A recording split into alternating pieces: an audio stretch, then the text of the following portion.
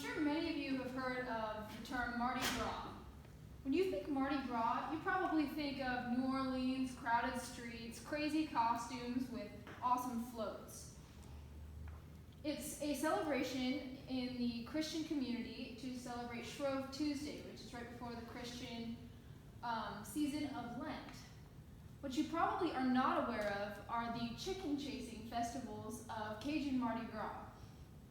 When I pictured chicken chasing, I pictured a dozen or so people wandering around in a yard, like trying to catch this chicken just for fun. But when I looked into it, this festival is a lot more crazy than it seems.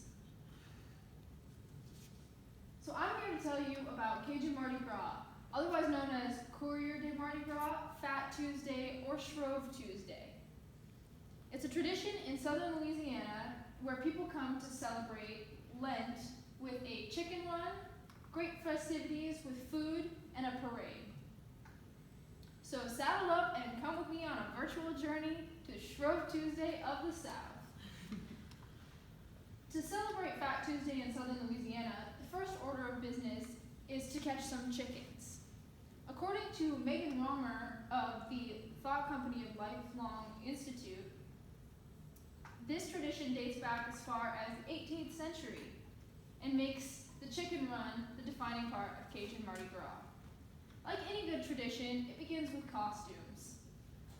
Costumes are typically homemade robes, frequently adorned with fringe and contrasting patterns. Typically they have a medieval theme, much like this court jester over here. On their heads, frequently capuchins are worn to mock the nobility of the past.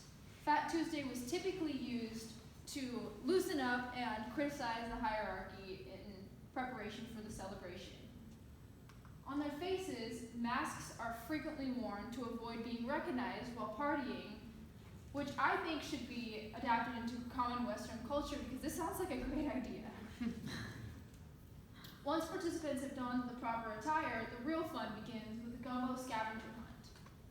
In National Geographic blog, Caroline Gerds explains that in past times, only male partakers could participate in the hunt and would go from house to house on horseback, collecting donations for a community gumbo.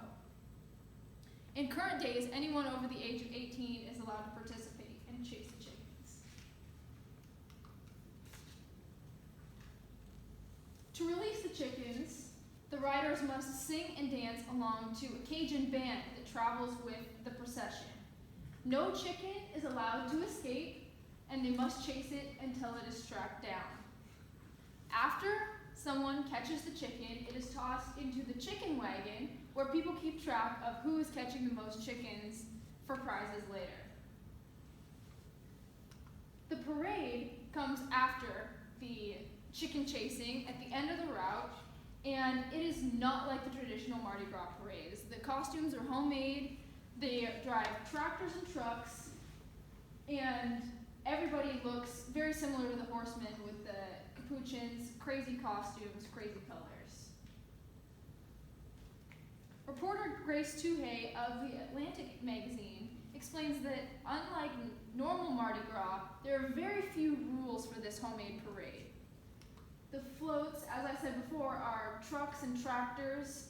People are allowed to leave the floats to hand out beads and visit with their families, and they also provide jello shots on the tractors and trucks, which make the after party that much more fun.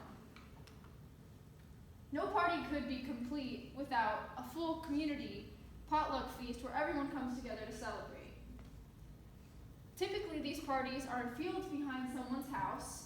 They have live music from bands and have food, drinking, and dancing till the early hours of the morning. The food consists of a number of dishes as families bring food to celebrate in a potluck fashion. A typical food found is called boudin. It's sausage based with rice and seasonings and is typically only found in southern Louisiana. Pork is also commonly eaten because one of the traditions is called the Cajun microwave, and it is a wooden pit that you can fit an entire pig into, which is a really good way to feed a large group of people. The festivities typically die back around 2 a.m. when all the food is gone and the band has gone home. All in all, Cajun Mardi Gras has its fair share of what the rest of the country would deem odd traditions. Way back out the country roads in Louisiana, people come together to celebrate Lent in a unique way with a chicken run, lots of food, and a great parade. These celebrations get bigger and bigger every year, and they love it when newcomers join in.